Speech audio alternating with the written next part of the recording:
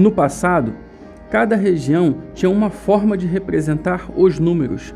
E vocês sabem como os números eram representados na Suméria e no Egito? Como será que os maias, os hebreus, os gregos, os romanos e os países orientais representavam os números? Assista essa aula até o final, que eu vou explicar tudo para vocês.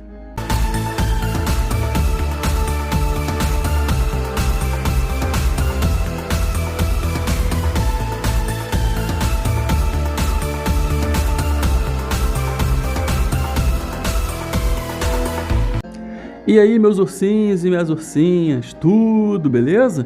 Ursão Professor em sala, então vamos estudar! Na aula anterior, nós estudamos sobre o sistema de numeração decimal, ordem e classes. Para assistir essa aula é só acessar o link aqui embaixo na descrição para ficar por dentro de toda a matéria. Na descrição tem o endereço do nosso Instagram, @Escolinha da Floresta.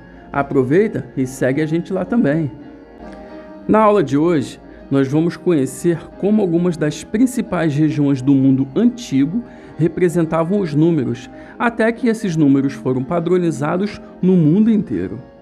Mas, antes de começar essa aula, se inscreva no canal. A sua inscrição é muito importante para ajudar a Escolinha da Floresta a crescer. Compartilhe esse vídeo com os seus amiguinhos, acione o sininho da notificação e deixe o seu like. Eu sou o Ursão Professor. Sejam todos muito bem-vindos à Escolinha da Floresta. Os sumérios, por serem um povo muito dedicado ao comércio, precisavam registrar as transações financeiras que eles faziam. Eles perceberam a necessidade de ter uma forma de representar quantidades. Sendo assim, eles criaram a escrita e inventaram uma nova forma de contar. A capacidade que eles tinham de desenvolver uma linguagem escrita permitiu que eles também criassem símbolos para indicar quantidades. Essas informações foram descobertas em escavações arqueológicas que foram feitas na região da Mesopotâmia. Eles descobriram também que a população dessa região escrevia em placas de barro ou de argila.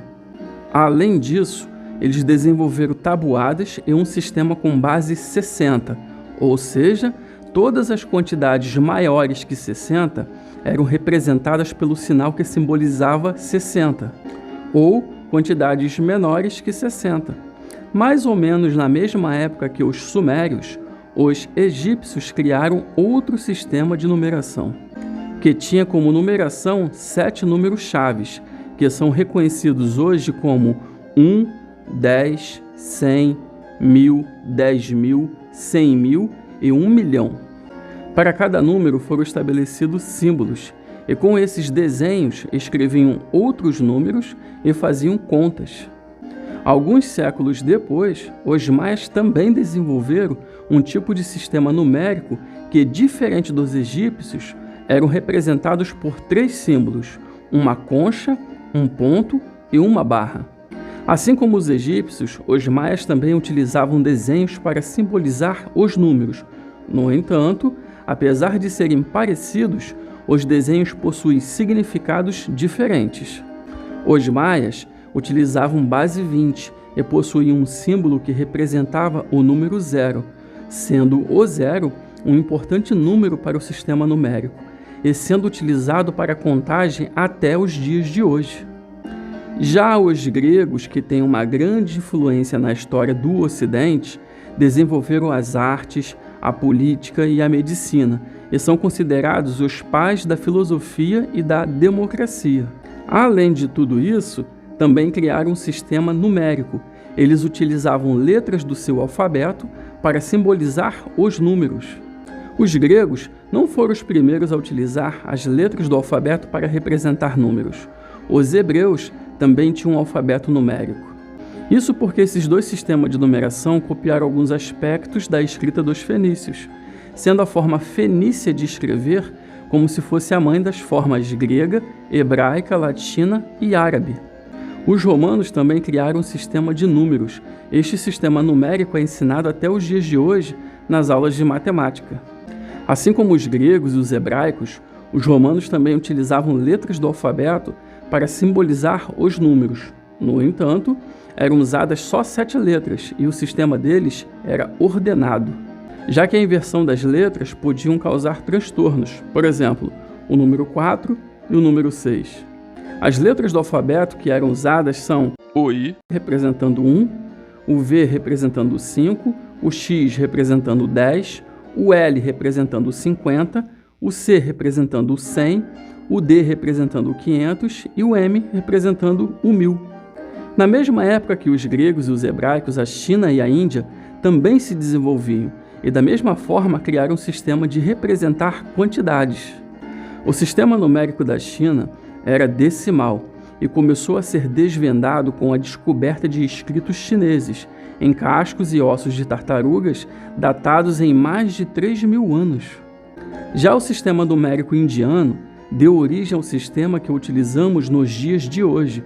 Por volta do século VI d.C., o povo hindu desenvolveu um sistema que apresentava o número 0, no início representado pelo desenho de um ovo de ganso. Com a introdução do 0, o sistema indiano precisava de apenas 10 símbolos para representar todas as quantidades, sendo um sistema posicional e multiplicativo, o que deixou matemáticos de todo o mundo maravilhados com esse sistema. Dessa forma, foi se espalhando até chegar na Europa, de onde se espalhou por todo o mundo. Os números que utilizamos com mais frequência, 0, 1, 2, 3, 4, 5, 6, 7, 8 e 9, foram criados no norte da Índia em meados do século VI d.C. Esse sistema, além de diminuir a quantidade de símbolos, facilitava a contagem. E foi isso que encantou o árabe Al-Khwarizmi, que se dedicou aos estudos da matemática hindu. Al-Khwarizmi escreveu um livro desse sistema de numeração para espalhar a novidade. Os números utilizados nos dias de hoje receberam o nome de indo-arábicos por terem sido descobertos pelos indianos e divulgados pelos árabes. Na aula de hoje, nós conhecemos como algumas das principais regiões do mundo antigo representavam os números, até que esses números foram padronizados no mundo inteiro. E por hoje é só. Compartilhe esse vídeo com seus amiguinhos e deixe o seu like. Valeu, meus ursinhos e minhas ursinhas. Até a próxima aula. Tchau, tchau.